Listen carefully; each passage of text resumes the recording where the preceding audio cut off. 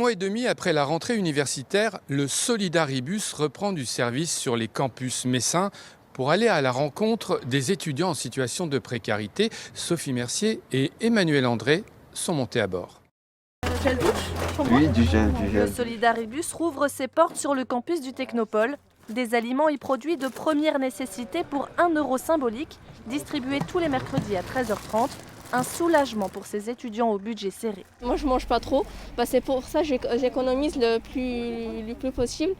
Quand même, quand tu vas par exemple à Auchan quelque part, tu peux dépenser 50 euros juste pour une semaine, des fois. Je trouve ça c'est très difficile. Ces gestes-là solidaires sont très importants pour les étrangers, même si les étudiants en cas d'urgence. Isolés, privés de job, dès le début de la pandémie, de nombreux étudiants ont basculé dans la précarité. En 2020, ils étaient 750 à bénéficier de ces distributions en Moselle. On s'est dit maintenant, c'est la fin de la crise, qu'est-ce qu'on fait? Et en fait, les étudiants sont revenus au secours populaire, dans les files de personnes aidées.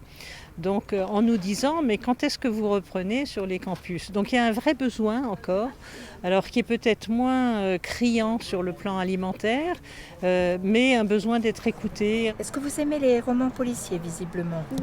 Avec ses conseils de lecture et son oreille attentive, Dominique essaye d'apporter son soutien à ses étudiants étrangers. Quand on est seul, isolé, comme ils le sont, ce sont des étudiants qui viennent de loin.